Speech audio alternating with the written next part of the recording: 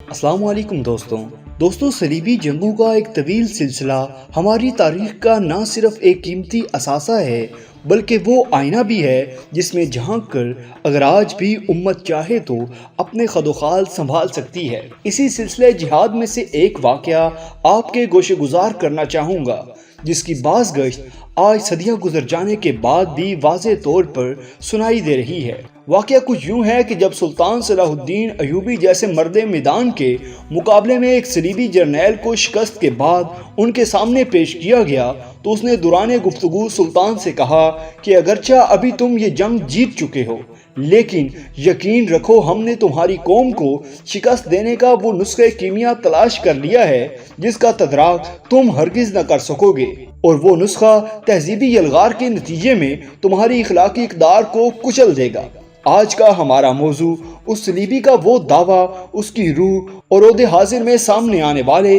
اس کے اثرات ہیں، جس میں خاص طور پر الیکٹرانک اور سوشل میڈیا کے ذریعے لڑی جانے والی جنگ اور اس میں ہمیں پے در پے ہونے والی شکست کا جائزہ لینے کی کوشش ہے۔ اس میں کوئی شک نہیں کہ میڈیا کو آج سے بہت پہلے ہی مؤثر ہونے کی بنیاد پر ریاست کا چوتھا ستون تسلیم کیا جا چکا ہے، جو کہ رائے عامہ کو ہموار کرنے میں اپنا ثانی نہیں رکھتا۔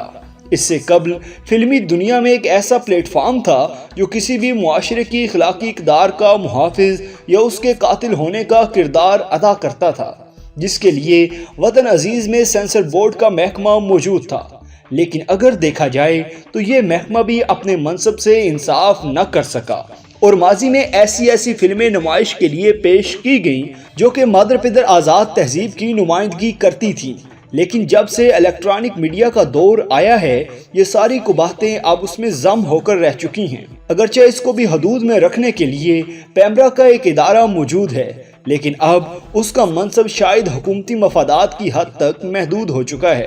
اور پاکستانی میڈیا پر ایسے حیاسوز ڈرامے دکھائے جا رہے ہیں جن کا ہماری تہذیب اور اسلامی اقدار سے دور کبھی کوئی تعلق نہیں، بلکہ ان کے ذریعے کوئی صحت مند پیغام دینا یا معاشرتی بیماریوں کی نشاندہی اور ان کا علاج پیش کرنے کی بجائے شعوری طور پر ایسی کہانی اور کردار ترتیب دیے جا رہے ہیں جو کہ نسل نو کو صرف اور صرف ذہنی عیاشی اور اخلاق باختگی کی طرف مائل کر رہے ہیں، جس کی سادہ سی مثال حال ہی میں دکھائے جانے والے ایک ڈرامے کی صورت میں ملتی ہے، جس کو بدقسمتی سے شاید اس وجہ سے بے پناہ شہرت اور مقبولیت حاصل ہوئی کہ اس ڈرامے کی ہیروئن شادی شدہ ہونے کے باوجود اپنے ایک آشنا کے ساتھ رہ رہی تھی، جبکہ اس کا معصوم بیٹا والدین کے کرتوتوں سے بے خبر اپنی ٹیچر کے ساتھ اپنے والد کے تعلقات بنانے کی کوشش کرتا دکھایا گیا ہے۔ مزید یہ کہ اسی ڈرامے میں بالواسطہ طور پر ہندوازم کی پذیرائی کرتے ہوئے بتوں اور مورتیوں کو دکھانے کا گناہ بھی کیا گیا، لیکن اس کے باوجود نہ تو کوئی عوامی رد عمل سامنے آیا اور نہ کسی عالم دین کی زبان یہ آواز اٹھا سکی، بلکہ ایک زمانے سے بے سمت چلنے والی اس قوم کی فکریں بھی ملاحظہ ہوں کہ جب اس ڈرامے کی آخری قسط کو سینما گھروں میں دکھانے کا اہتمام کیا گیا تو معاشی بدحالی کے باوجود اس ڈرامے کی ٹکٹوں کی مد میں کروڑوں روپے جمع کیے گئے، جبکہ اس میں کوئی دو رائے نہیں کہ اگر آپ پاکستانی میڈیا پر چلنے والا کوئی بھی ڈرامہ اٹھا لیں تو اس میں نہ صرف بے پردگی، مخلوط محفلیں اور بے حیائی کی حد تک مرد و زن کی قربت کے مناظر موجود ہوں گے، بلکہ اگر آپ غور کریں تو ان میں خاص طور پر ہمارے خاندانی نظام کو بے توقیر کرنے کی کوششیں بھی شامل ہوتی ہیں۔ مثال کے طور پر گزشتہ دنوں جب ایک ڈرامے میں ایک لڑکی کو طلاق ہو جاتی ہے تو وہ ہماری معاشرتی روایات کے مطابق شرمندہ اور دل گرفتہ ہونے کی بجائے لوگوں کو بتاتی ہے کہ ہاں میں نے جدوجہد کی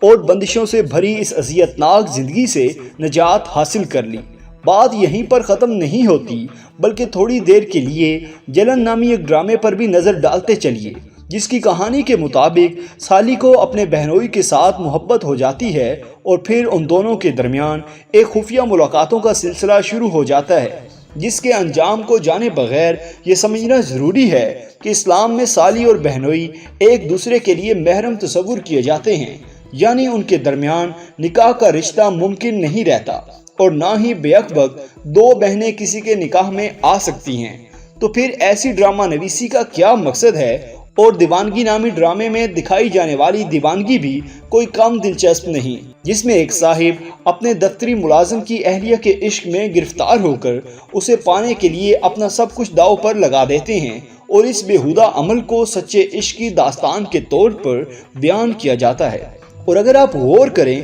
تو اس بات کو سمجھنے کے لیے کوئی زیادہ باریک بین ہونے کی ضرورت نہیں کہ قریب ہر ڈرامے میں عورت کو ایک ڈیکوریشن پیس کے طور پر پیش کر کے یہ ثابت کرنے کی کوشش کی جاتی ہے کہ جہاں یہ جنس ارزاں اپنے حسن اور جسمانی خلوخال کی کشش کو استعمال میں لا کر مردوں کو بیوقوف بنانے کا ہنر جانتی ہے، یا دوسرے لفظوں میں عورتوں کو اپنے حسن کے استعمال کے طریقے سکھائے جاتے ہیں، وہیں مردوں کو بھی یہ ثابت کرنے کی کوشش کی جاتی ہے کہ وہ اپنی ہوس کی تسکین کے لیے کیا کیا ہتھ کنڈے استعمال کر سکتے ہیں۔ اور بلا شبہ یہ سارا انداز، فکر اور طرز عمل سراسر پاکستانی اور اسلامی تعلیمات کے خلاف ہے۔ لیکن افسوس، صد افسوس کہ مستور جس کے لفظی معنی چھپی ہوئی چیز کے ہیں، ان کو ڈراموں کے ذریعے جنسی بازار بنانے کا عمل ہر بند سے آزاد ہو کر جاری و ساری ہے۔ اس سارے سفر میں قدم قدم پر گندگی اور اخلاق باختگی کے وہ مناظر ملتے ہیں کہ اللہ کی بنا۔ مثال کے طور پر ہم ٹی وی پر چلنے والے پیار کے صدقے نامی ڈرامے کی ایک جھلک بھی ملاحظہ کریں اور پھر اپنی معاشرتی اقدار کے آئینے میں اس کردار کو پرکھنے کی کوشش کریں، جس میں ایک سسر اپنی ہی بہو کے عشق میں مبتلا ہو کر اس مشرقی روایت کا قاتل بن جاتا ہے کہ بہو کا رشتہ بیٹی کے برابر ہوتا ہے۔ ابھی حال ہی میں پاکستان میں ایک ترکی ڈرامہ ارطغرل دکھایا جا رہا ہے، لیکن ہم سب جانتے ہیں کہ اس فیصلے کے وقت نہ صرف دنیا کے کئی ممالک بلکہ خود ہماری اداکار برادری نے بھی اس کی مخالفت کی تھی کہ اس کی بجائے پاکستانی ثقافت کو فروغ دینا زیادہ ضروری ہے۔ تو کیا یہی وہ پاکستانی ثقافت ہے جس کو ہر ڈرامے میں پروموٹ کرنے کی بھرپور کوششیں اپنے عروج پر ہیں؟ اس بارے میں ضرور سوچئے گا۔ تو دوستوں، یہ تھی ہماری آج کی ویڈیو۔ اگر آپ کو ویڈیو پسند آئے تو لائک ضرور کریں اور ہمارے چینل کو سبسکرائب کرتے ہوئے ساتھ موجود گھنٹی کا بٹن بھی دبا دیں۔ شکریہ۔